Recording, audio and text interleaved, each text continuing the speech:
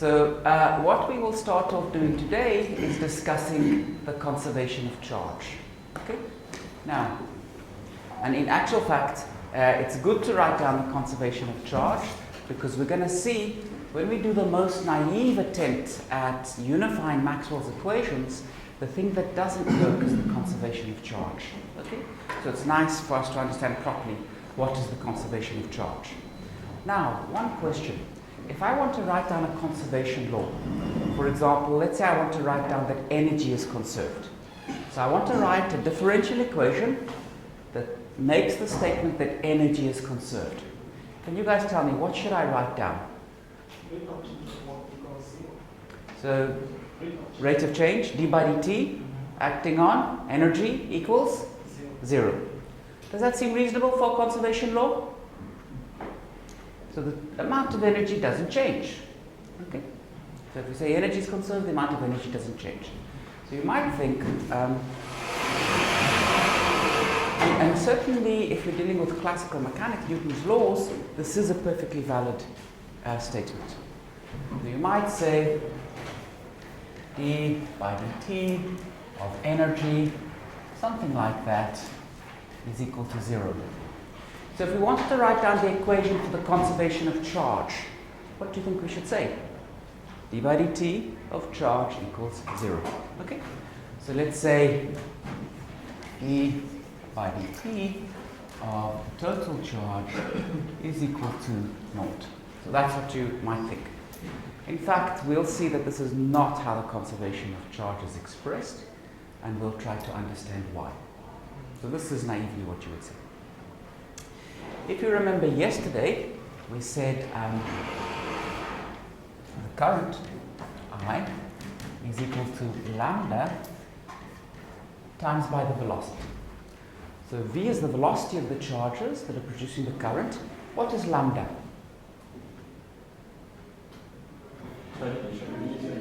Charge per unit length. Very good. So if I want to write this in terms of the charge density rho, I know that I can write lambda is equal to rho times by A, where if I'm talking about, for example, we argued this for a piece of wire. We said if this wire has a cross-sectional area A, and there's a charge density rho, then we said the charge per unit length, lambda, is equal to rho times by A. Is everybody happy with that, or shall we review that argument? Happy with that? Yes. Good. So in fact, this we can write as rho A times by V. What I'm going to introduce now is the current density. What the current density is, it's the following. So the current density J is equal to the current over the area. So the current is measured in amps. So this is going to be an amp per meter squared. And the current divided by the area is nothing but the charge density multiplied by velocity. How do we use this J? If you have, for example,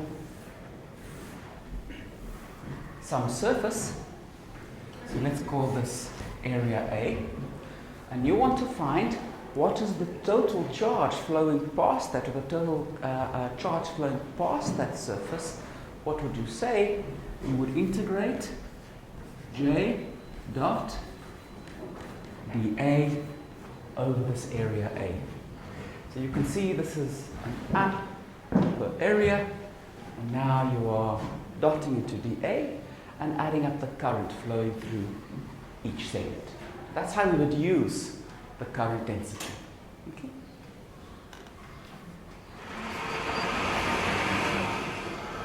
Is everybody happy with how the current density is defined?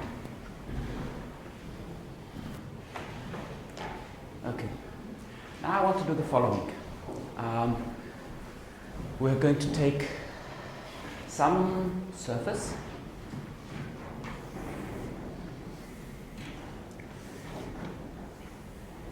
S, and what I'm going to calculate, I'm going to integrate over S of J dot dA. And if I think about what this is the total current flowing through the surface S. This will be the total current flowing through S. We've summed up all of that current that's flowing.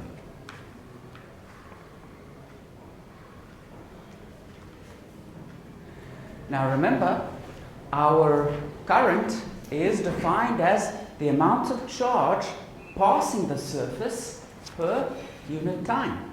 So we're going to be learning how much charge is flowing out of the surface S. We'll be learning about dq dt. So if we say, let Q be the charge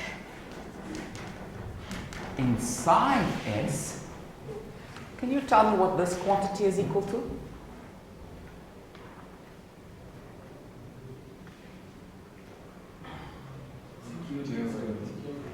It's telling me how the charge inside is changing. So here's the first guess, dq dt. Now this is telling me about the total amount of current that is flowing out of the surface. So if the current is flowing out of the surface, you see, what is the direction of the area? It's always perpendicular to the surface, right?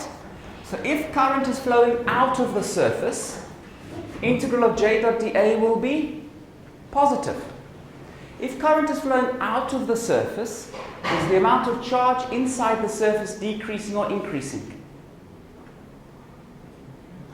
If the current is flowing out, the amount of charge is decreasing.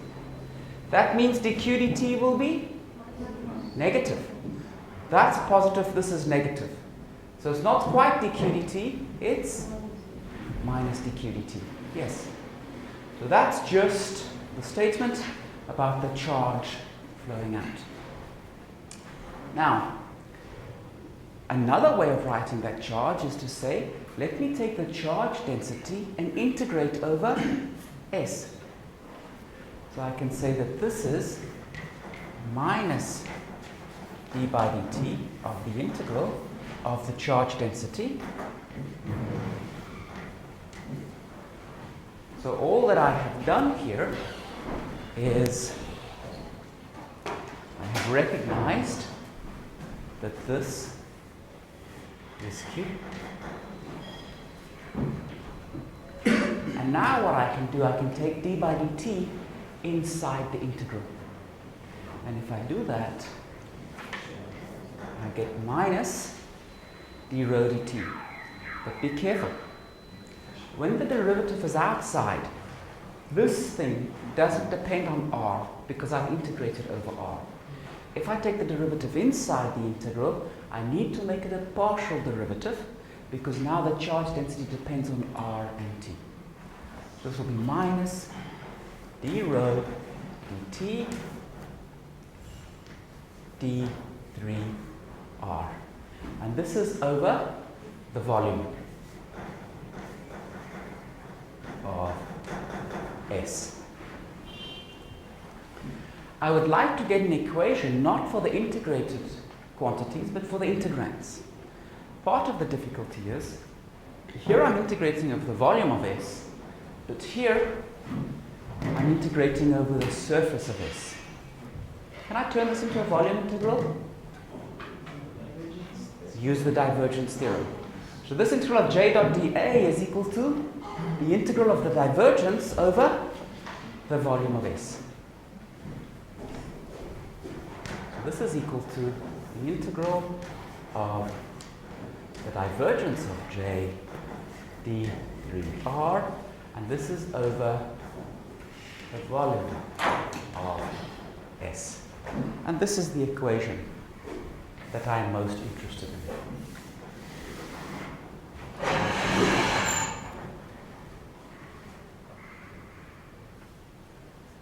Now, that equation will hold true whatever surface S I choose. That surface can just be some imaginary surface through which I'm imagining the charge is flowing. All of the arguments that we wrote on the blackboard is perfect for any surface S. What that means is, if I integrate minus d rho dt over any volume, and I integrate the divergence of J over the same volume, I always get the same answer. The only way I can keep getting the same answer when I integrate over any volume is if minus d rho dt is equal to the divergence of J. Okay? So what we learn is this equation.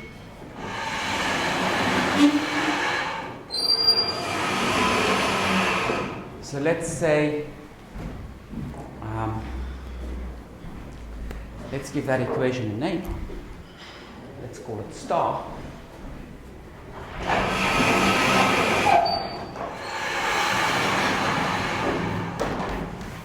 So we'll call this equation star.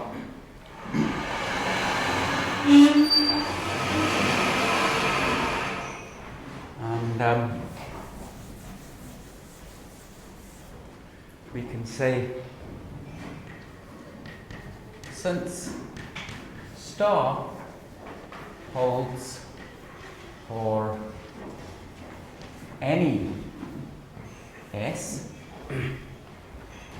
that implies we can equate the integrands.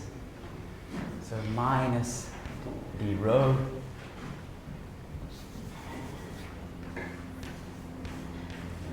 dt is equal to the divergence of J. And this, in fact, gives us the correct statement of charge conservation.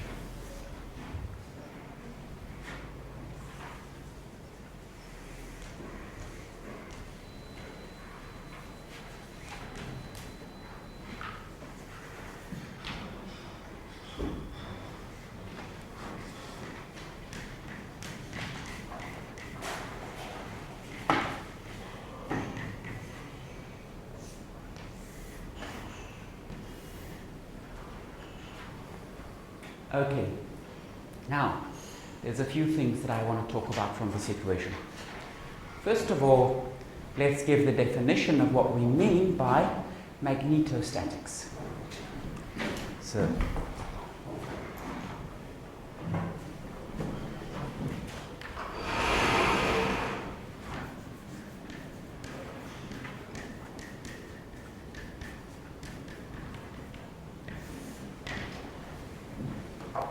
for magnetostatics, we want to study a situation where all of the magnetic fields in the problem are static. They don't change with time. Currents set up magnetic fields. To have magnetic fields that are not time dependent, the currents can't be time dependent.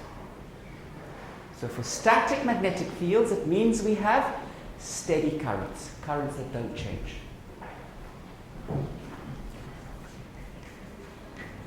So static B means steady currents.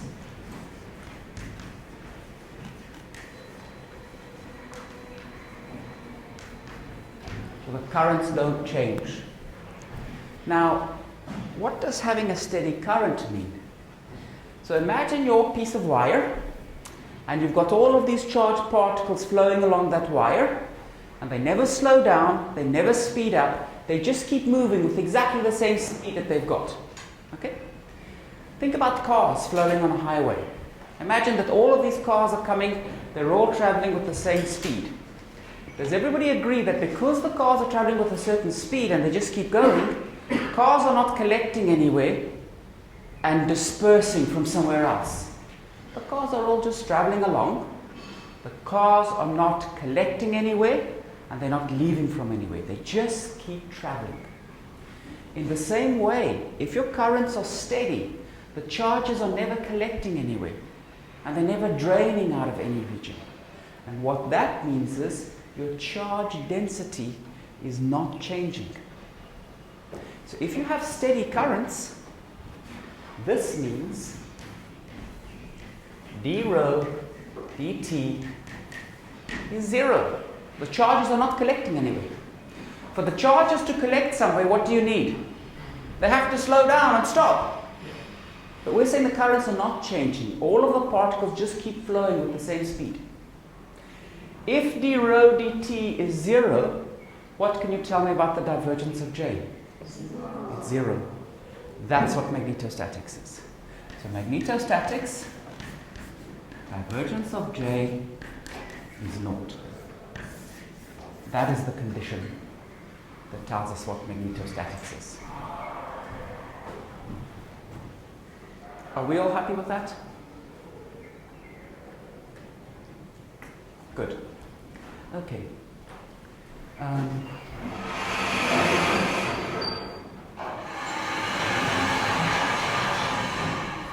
Now, next thing, let's talk about these conservation laws. So if we work out the total charge, we'll get some number. Maybe we calculate the total charge in the universe, we get 20 coulombs. This equation says d by dt of that single number is equal to 0. This is just one equation. Let's think about this. The charge density is a field. At each point in space and at each instant in time, you have a value for the charge density. We can ask, what's the charge density at this point in space tomorrow at 9 o'clock in the morning? That's a sensible question. So the charge density is a field. In exactly the same way, the current density is a field. So this is not one equation. This is one equation for each point in space and each instant in time. So this is an infinite number of equations. Infinite number of equations, just one equation. So when you come to study a field theory, a conservation law is no longer expressed using a single equation. It's expressed using an infinite number of equations. And let me explain to you why we have to do that. Now, to explain to you why we have to do that, I'm going to have to assume one result. This is something that we're going to prove next week, but I want to use it now. So let me tell you what the result is. I'm going to say it as clearly as I can. And if it's not clear what the result that I'm going to use is, you guys must let me know, and I'll try to explain it again. So this is the idea. In our first lecture, we spoke about space-time diagrams. And I want to go back to a space-time diagram.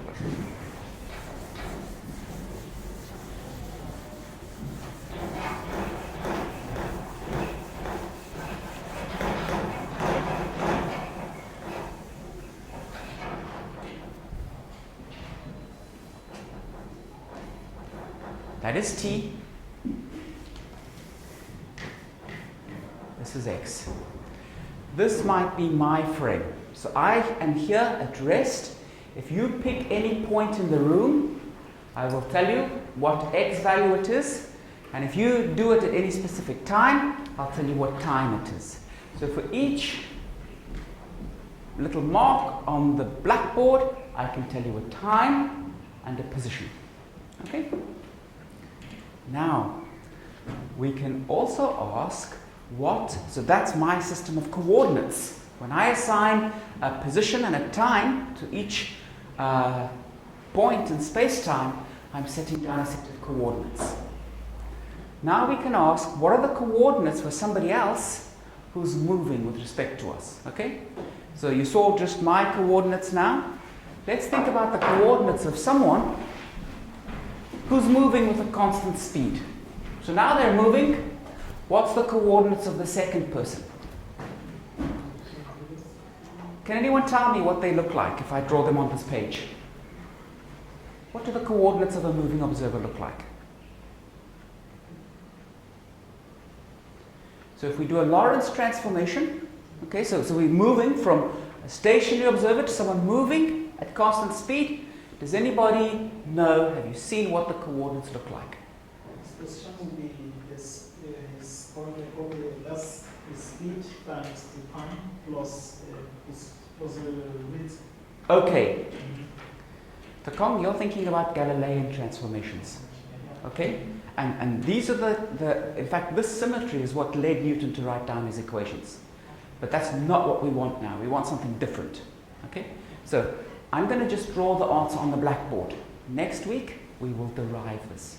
Okay? If you speak to someone else, this other person will say,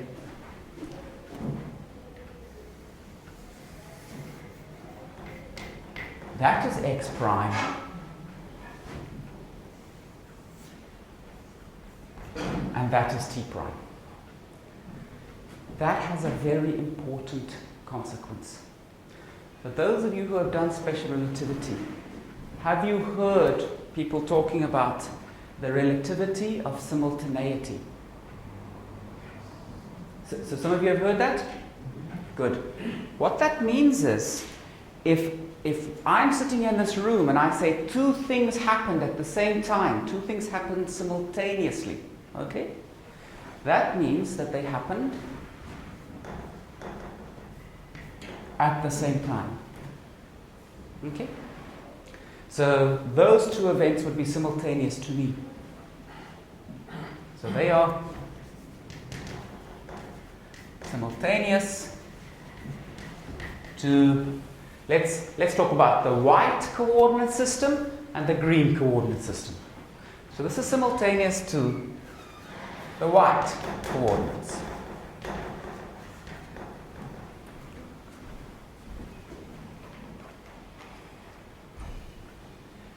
These 2 points are simultaneous to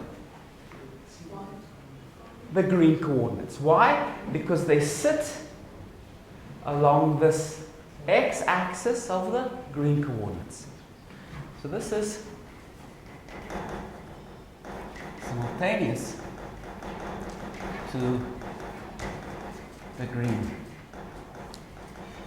coordinates. Would they be simultaneous to the white coordinates? No. Why? Because this happens at that time, and this happens at that time.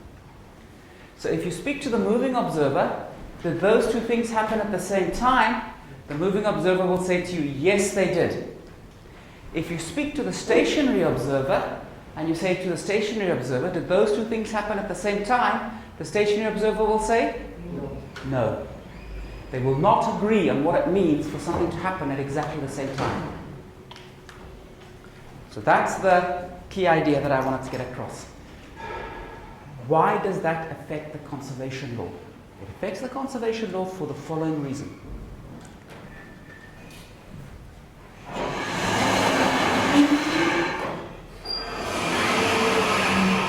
Look at this conservation law. Here, I have a plus charge, which is over there. Here, I have a minus charge, which is over here. I'm going to make them disappear at exactly the same time. Look, they go at the same time. If they go at the same time, at exactly the same time, then according to me, is charge conserved? Yes. Because when the charges is here, I add up all of the charges, I add up plus q and I add up minus q. After they've disappeared, I add up all of the other charges and I get the same answer. Because the plus q and the minus q added up to naught. Okay? So these two things that are separated just disappearing when they've got equal but opposite charge, that is allowed by this conservation law. The trouble is, for the observer who's moving, if I see them disappear at the same time, does the observer who's moving see them disappear at the same time? No. The observer who's moving sees this one disappear first, and then this one disappear. So is charge conserved according to the moving observer? No. So this equation is not good enough to make sure that all observers see that charge is conserved. Why is this equation good enough? Because this equation says the charge density can only change if a current flows.